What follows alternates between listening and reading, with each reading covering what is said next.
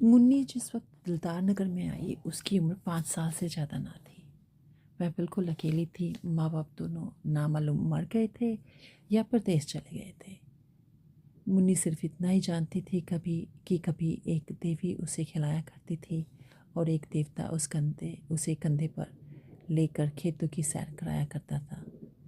पर वह इन बातों का जिक्र कुछ इस तरह करती थी कि जैसे उसने सपना देखा हो। सपना था या सच्ची घटना, इसका उसे ज्ञान ना था। जब कोई पूछता तेरे माँ बाप कहाँ हैं, तो वह बेचारी कोई जवाब देने के बजाय रोने लगती और यूं ही उन सवालों को टालने के लिए एक तरफ हाथ उठाकर कहती ऊपर, कभी आसमान की तरफ देखकर कहती वहाँ। इस ऊपर और वहाँ से उसका क्या मतलब था, यह किसी को मालूम नहीं होता। शायद मुन्नी को खुद भी नहीं मालूम था। बस एक दिन लोगों ने उसे एक पेड़ के नीचे खेलते देखा और इससे ज़्यादा उसकी बाबत किसी को कुछ नहीं पता था। लड़की की सूरत बहुत प्यारी थी। जो उसे देखता मोह जाता। उसे खाने पीने की कोई फिक्र ही नहीं रहती थी। जो कुछ बुलाकर कुछ दे देता वही खा लेती और फिर खेलने लगती। शक्ल सूरत से वह किसी अच्छे घर की लड़की मालूम होती थी। गरीब से गरीब घर में भी उसे खाने की 2 कौर और सोने को एक टाट का टुकड़ा मिल ही जाता था। वह सबकी थी, उसका कोई नहीं था। इस तरह कुछ दिन बीत गए। मुन्नी अब कुछ काम करने के काबिल हो गई। कोई कहता ज़रा जाकर तालाब से यह कपड़े तो धोला। मुन्नी बिना कुछ कहे सुने कपड़े लेकर चली जाती। लेकिन रास्ते में कोई बुलाकर कहता बेटी, कुएं से 2 घड़े पानी तो खींच ला। तो वह कपड़े वहीं रखकर घड़े लेकर कुएं की तरफ चल देती। कुएं पर कोई कह देता ज़रा खेत से जाकर थोड़ा साग तो ले आ, और मुन्नी घड़े वहीं रखकर साग लेने चली जाती। पानी के इंतज़ार में बैठी हुई औरत उसकी राह देखते देखते थक जाती। कुएं पर जाकर देखती तो घड़े पड़े हैं और वह मुन्नी को गालियाँ देती हुई कहती आज से इस कलमुही को खाने को ना दूंगी। कपड़े के इंतज़ार में बैठी हुई औरत उसकी राह देखते देखते थक जाती और गुस्से में तालाब की तरफ जाती तो रास्ते में कपड़े पड़े हुए मिलते। तब वह भी उसे गालियाँ देती आज से इसे कुछ खाने को ना दूंगी।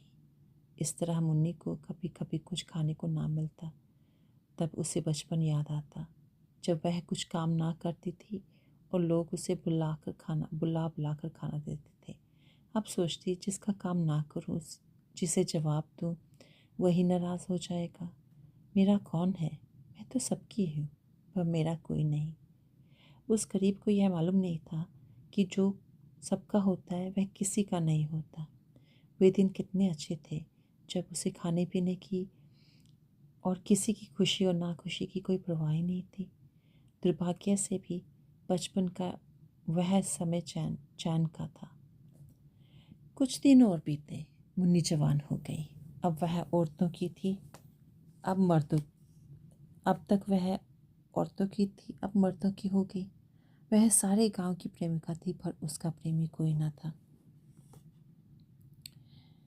अब सब उससे कहते मैं तुम पर मरता हूँ, तुम्हारे वियोग में तारे गिनता हूँ, तुम मेरे दिलो जान की मुराद हो। पर उसका सच्चा प्रेमी कौन है, इसकी उसे खबर ना होती थी। कोई उससे यह कहता कि तू मेरे दुख दर्द में शरीक हो जा। सब उससे अपने दिल का घर आबाद करना चाहते थे। सब उसकी निगाह पर एक मध्यम सी मुस्कुराहट पर कुर्बान होना चाहते थे।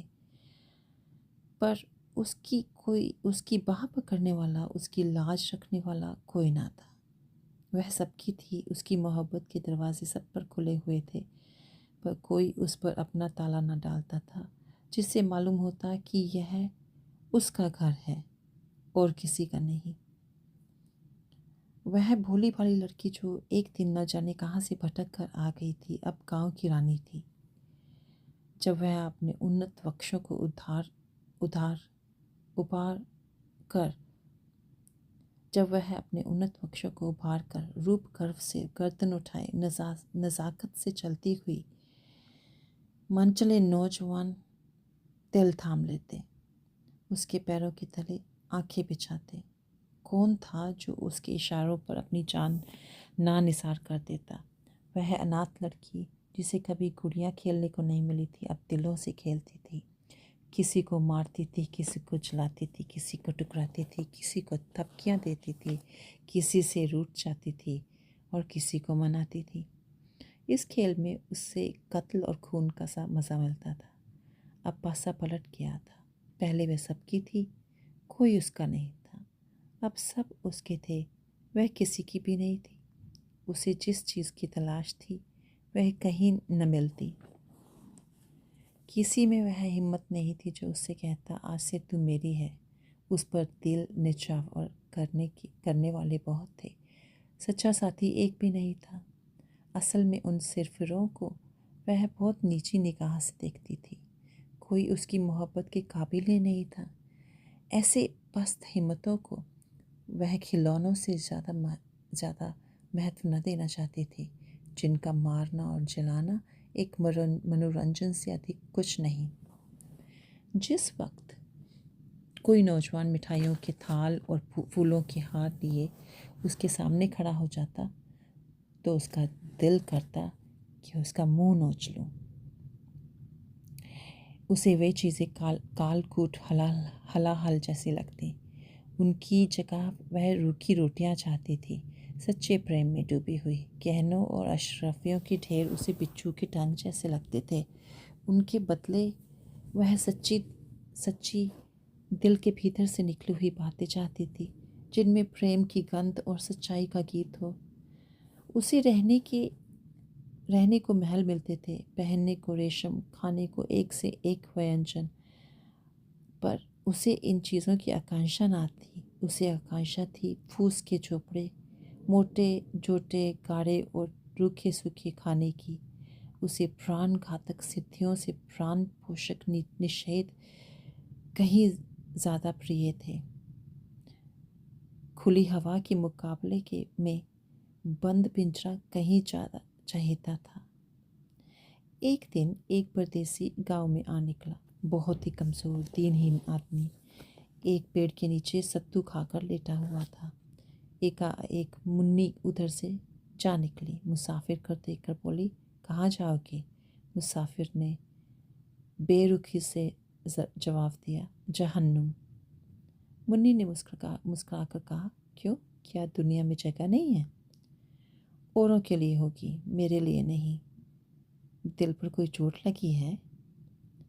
मुसाफिर ने जहरीली हंसी हंसकर कहा, बदनसीबों की तकदीर में और क्या है, रोना धोना और डूब मरना, यही उनकी ज़िंदगी का खुलासा है। पहली 2 मंजिल तो तय कर चुका हूँ, अब तीसरी मंजिल और बाकी है। किसी दिन वह भी पूरी हो जाएगी, ईश्वर ने चाहा तो बहुत जल्द।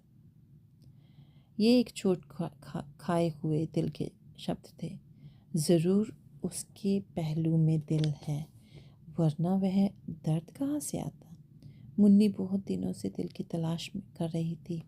बोली, कहीं और वफा की तलाश क्यों नहीं करते?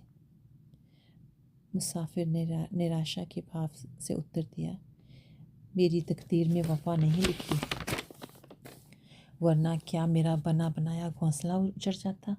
दौलत मेरे पास नहीं, रूप रंग मेरे पास नहीं, फिर वफा की देवी मुझ पर क्यों मेहरबान होने लगी?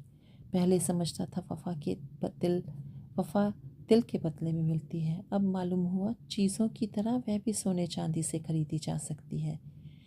मुन्नी को मालूम हुआ मेरी नज़रों ने धोखा खाया था। मुसाफिर बहुत काला नहीं, सिर्फ सांवला था। उसका नाक नक्शा भी उसे आकर्षक जान पड़ा। बोली, नहीं, यह बात नहीं, तुम्हारा पहला ख्याल ठीक है। यह कहकर मुन्नी चली गई। उसके हृदय के भाव उसके संयम से बाहर हो रहे थे। मुसाफिर किसी ख्याल में डूबा था। वह इन सुंदरी की बातों पर गौर कर रहा था। क्या सचमुच वहाँ वफा मिलेगी? क्या यहाँ भी तकदीर धोखा ना देगी। मुसाफिर ने रात उसी गांव में काटी। फिर दूसरे दिन भी न गया। तीसरे दिन उसने एक फूस का झोंपड़ा खड़ा किया। मुन्नी ने पूछा, यह झोंपड़ा किसके लिए बनाते हो? मुसाफिर ने कहा, जिससे वफा की उम्मीद है। चले तो ना जाओगे? झोंपड़ा तो रहेगा। खाली घर में भूत रहते हैं। अपने प्यारे का भूत भी प्यारा होता है। उस दूसरे दिन मुन्नी उस झोंपड़े में रहने लगी। लोगों को देखकर ताज्जुब हुआ। मुन्नी उस झोंपड़े में नहीं रह सकती। वह उस भोले मुसाफिर को ज़रूर दगा देगी, यह आम ख्याल था। लेकिन मुन्नी फूली न समाती। वह ना कभी इतनी सुंदर दिखाई पड़ी थी, ना इतनी खुश। उसे एक ऐसा आदमी मिल गया था जिसके पहलू में दिल था। लेकिन मुसाफिर को दूसरे दिन यह चिंता हुई कि कहीं यहाँ भी वही अभागा दिन न देखना पड़े। रूप में वफा कहाँ, उसे याद आया।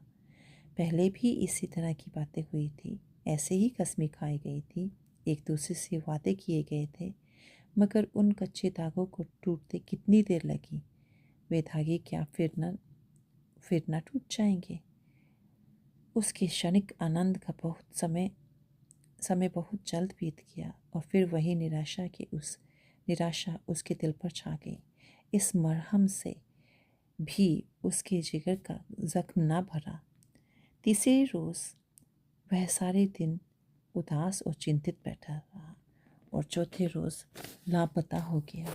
उसकी यादगार सिर्फ उसकी फूस की झोंपड़ी रह गई। मुन्नी दिन भर उसकी राह देखती। उसे उम्मीद थी कि वह ज़रूर आएगी। लेकिन महीनों निकल गए और मुसाफिर न लौटा। कोई खत भी नहीं आया। लेकिन मुन्नी की उम्मीद थी वह ज़रूर आएंगे। साल बीत गया। पेड़ों में नई नई कपोलें खिलने लगी। फूल खिले, फल लगे, काली घटाएं आई, बिजली चमकी, यहाँ तक कि एक जाड़ा भी बीत गया और मुसाफिर न लौटा। मगर मुन्नी को अब भी उसके आने की उम्मीद थी। वह ज़रा भी चिंतित न थी, भयभीत न थी। वह दिन भर मजदूरी करती और शाम को झोंपड़े में पड़ रहती। लेकिन वह झोंपड़ा अब एक सुरक्षित किला था, जहाँ सिरफरों की निगाह के पाँव भी लंगड़े हो जाते थे। एक दिन वह सिर पर लकड़ी का गट्ठा लिए चली आती थी। एक रसिया ने छेड़खानी की, मुन्नी क्यों अपने सुकुमार शरीर के साथ अन्याय करती हो? तुम्हारी एक कृपा दृष्टि से इस लकड़ी के बराबर सोना निछावर कर सकता हूँ। मुन्नी ने बड़ी घृणा के साथ कहा, तुम्हारा सोना तुम्हें मुबारक हो। यहाँ हमने अपनी मेहनत पर भरोसा करना सीख लिया है। क्यों इतना इतराती हो? अब वह लौट कर ना आएगा। मुन्नी ने अपने झोंपड़े की तरफ इशारा करके कहा, वह गया कहाँ जो लौट कर आएगा? मेरा होकर फिर कहाँ जा सकता है? वह तो मेरे दिल में बैठा है। इसी तरह एक दिन एक और प्रेमीजन ने कहा, तुम्हारे लिए मेरा महल हाजिर है। इस टूटे फूटे झोंपड़े में क्या पड़ी हो? मुन्नी ने अभिमान से कहा, इस झोंपड़े पर लाख महल नछावर हैं। यहाँ मैंने वो चीज़ पाई है जो और कहीं नहीं मिली थी और ना कभी मिल सकती है।